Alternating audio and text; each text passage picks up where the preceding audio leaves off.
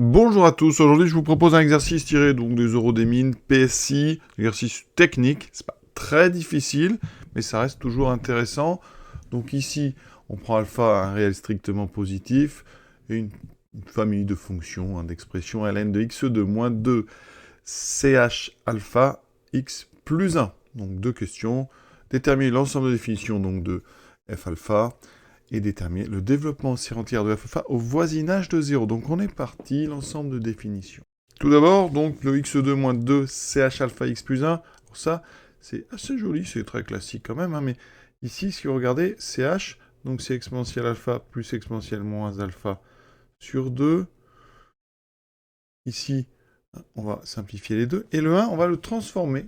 Regardez, le 1, en fait, c'est exponentielle alpha multiplié par exponentielle moins alpha. Et là, on a fait apparaître quelque chose de sympa, c'est ceci.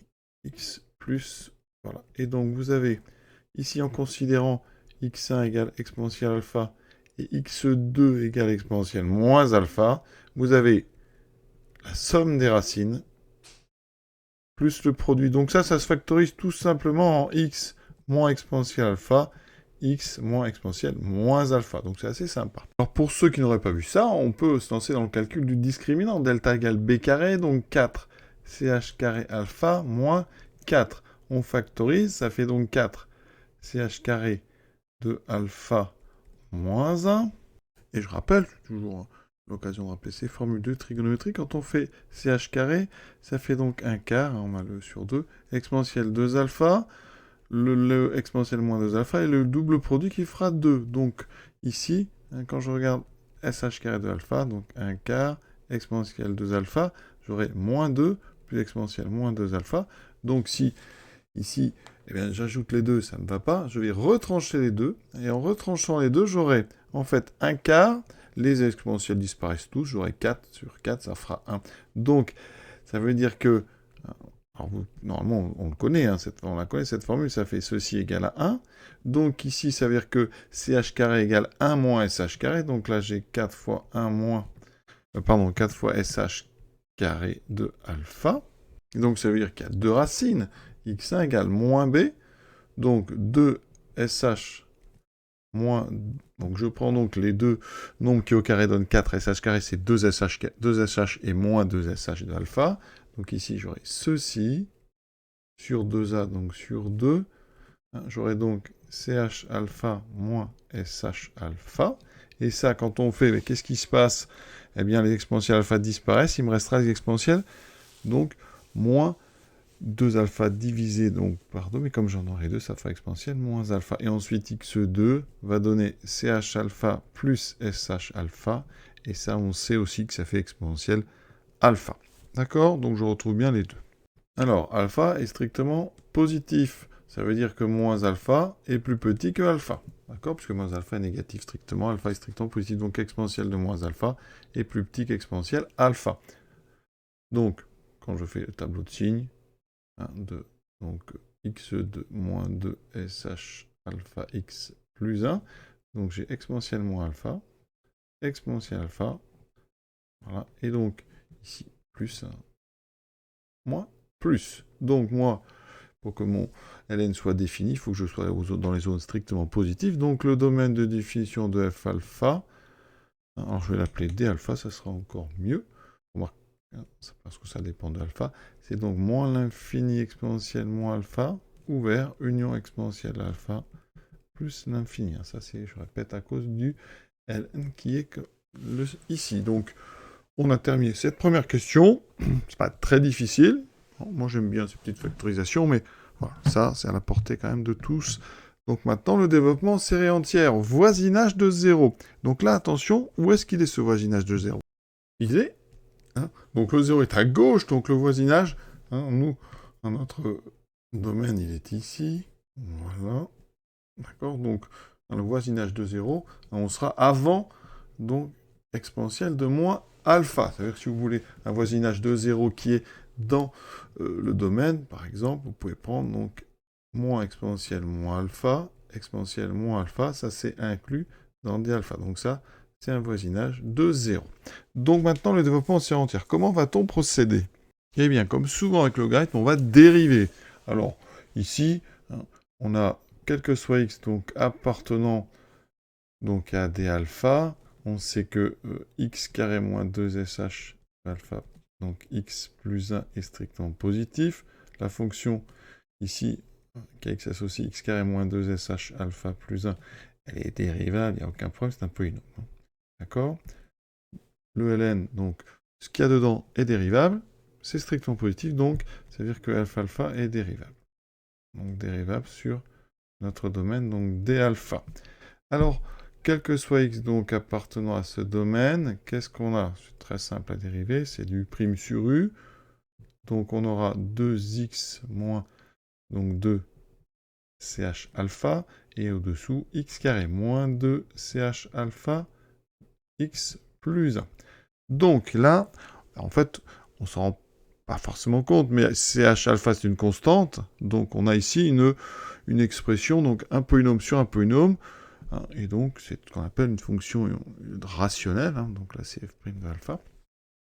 Et donc on va bien faire ici on va le faire en décomposé en éléments simples. D'accord? Donc on fait une décomposition en éléments simples. Alors en bas, l'avantage, c'est que c'est factorisé. C'est-à-dire que vous avez ici en haut donc 2x moins 2 ch alpha, et en bas, x moins exponentielle alpha, x moins exponentielle moins alpha. Le degré en haut, c'est 1, le degré en bas, c'est 2, donc on va pouvoir mettre sous une forme, donc a sur x moins exponentielle alpha plus b sur x moins exponentielle moins alpha. Pour trouver le a, je vous rappelle, on multiplie par x moins exponentielle alpha, des deux côtés. Hein. Donc, à droite, vous aurez un numérateur avec x moins exponentielle alpha. Et après, on évalue en exponentielle alpha. Donc, le terme en b disparaîtra. Il me restera, en fait, du côté droit a. Et du côté gauche, il me restera ceci évalué en exponentielle alpha sans le x moins exponentielle alpha. Donc, je trouverai 2 exponentielle alpha moins 2 ch alpha sur, et ici, exponentielle alpha moins exponentielle moins alpha. Ici, regardez, je vais réutiliser les formules, j'en ai déjà parlé, je les ai réécrites. Donc, je vais factoriser en haut par 2. Je fais apparaître ici exponentielle alpha moins ch alpha. Ce sur 2, ici, on va le déplacer. Je vais le mettre au dénominateur, d'accord? Sous l'exponentielle alpha moins exponentielle moins alpha. Donc, c'est-à-dire qu'en haut, j'ai exponentielle alpha moins ch alpha. Donc ça, d'après la première ligne, c'est donc ici, la première ligne en jaune, c'est sh alpha. Et dessous, regardez, j'ai fait apparaître sh alpha. Donc en fait, a est égal à 1. Pour b, je multiplie par x plus exponentielle alpha, j'évalue en exponentielle moins alpha. Donc du côté gauche, ici, bien, le premier terme va disparaître, il me restera b égale à quoi? De l'autre côté, donc j'aurai un quotient 2 exponentielle moins alpha moins 2 sh alpha sur, donc ici, exponentielle moins alpha moins exponentielle alpha. Il faut faire attention à l'ordre. Donc en haut, donc, comme tout à l'heure, le 2, on va le mettre dessous. Donc dessous, attention, j'ai fait apparaître moins sh alpha. Parce que exponentielle moins alpha est devant. Et il me restera donc exponentielle moins alpha moins ch alpha. Alors ici, ben ça, c'est la même soustraction que tout à l'heure. Hein. Mais sauf que j'ai ici un moins alpha. Donc, attention, hein, ici, ch c'est une fonction paire, donc je peux mettre même ch moins alpha. Donc, ça veut dire que ici, je retrouve... Hein, donc, celui du haut, ça sera du sh de moins alpha sur, donc, moins sh de alpha. Mais sh est impair, le moins va sortir, et donc on simplifie, ça fait aussi 1. Vous voyez, assez sympa, cette décomposition. Donc b est égal à 1. Alors on va attaquer donc les développements en série entière. On sait que, pour tout x en valeur absolue inférieure à 1, eh bien, on sait que 1 sur 1 moins x, eh bien, on peut le développer en série entière. C'est somme donc de k égale 0 à l'infini des x puissance k. Ça, c'est vraiment une série géométrique. Donc ici, je vais essayer de me ramener à du 1 moins x. Donc on va transformer notre f' alpha de x. Donc déjà, il faut que j'inverse la soustraction en bas. Donc ça fera moins 1 sur exponentielle alpha moins x, moins 1 sur exponentielle moins alpha moins x. On va factoriser par exponentielle alpha en bas. Donc ça veut dire qu'en haut, on va monter, on retrouvera un exponentiel moins alpha sur, donc 1 moins exponentielle moins alpha x. Quand on factorise par exponentielle alpha, c'est comme si on multipliait par exponentielle moins alpha. Moins, ici je factorise par exponentielle moins alpha, donc en haut j'aurai exponentielle alpha sur 1 moins exponentielle alpha x. Donc je vais mettre ça sous une forme plus sympa. J'ai donc moins exponentielle moins alpha multiplié par 1 sur 1 moins exponentielle moins alpha x. Donc vous voyez qu'ici, je vais avoir ceci, mais il va falloir que je fasse un petit changement de variable, donc en exponentielle moins alpha x, donc il faudra faire attention au rayon de convergence, hein. D'accord. Et ici, le deuxième, moins exponentielle de alpha, 1 sur 1 moins exponentielle alpha x. Alors, pour pouvoir appliquer donc ici ma série entière, pour l'utiliser, il faut que la valeur absolue d'exponentielle moins alpha x soit inférieure à 1. Et ça équivaut à x plus petit que donc 1 sur exponentielle moins alpha. C'est positif, donc ça veut dire que valeur absolue de x doit être plus petit qu'exponentielle alpha. D'accord. En même temps, de l'autre côté, pour le deuxième, exponentielle alpha x doit être en valeur absolue inférieure à 1. Ça équivaut donc à x plus petit qu'exponentielle moins alpha. D'accord. Donc, ça veut dire que on va travailler, hein, on travaille donc avec valeur absolue de x plus petit ici, hein, que exponentielle moins alpha, hein, qui lui-même est plus petit qu'exponentielle alpha. Donc je vais travailler ici sur un disque donc autour de 0, hein, de rayon exponentielle moins alpha. Donc ça veut dire qu'on va travailler sur... Alors je vais l'ouvrir parce que notre domaine de définition commence à... Donc vous voyez qu'ici, il y a un endroit exponentielle moins alpha, c'est la borne droite du côté gauche. Donc ici on va travailler sur... Alors j'ai oublié le moins. Moins exponentielle moins alpha, exponentielle moins alpha. Voilà. Ça, effectivement, hein, c'est bien inclus dans des alphas. Ça appartient bien au voisinage de 0, donc c'est bien un voisinage de 0. Donc ici, eh bien, ça veut dire que, eh bien, sur ça, on a bien, eh bien, la possibilité d'appliquer notre série entière. Ici, on a, parce que ceci est plus petit que 1, et exponentielle alpha x aussi. D'accord? Donc, ça veut dire qu'ici, on va pouvoir développer cette première parenthèse. Donc ça fera somme de k égale 0 à l'infini, donc des exponentielle moins alpha x puissance k, d'accord, plus, non pardon, moins exponentielle de alpha, fois la somme pour k allant de 0 à l'infini des exponentielles alpha x puissance k.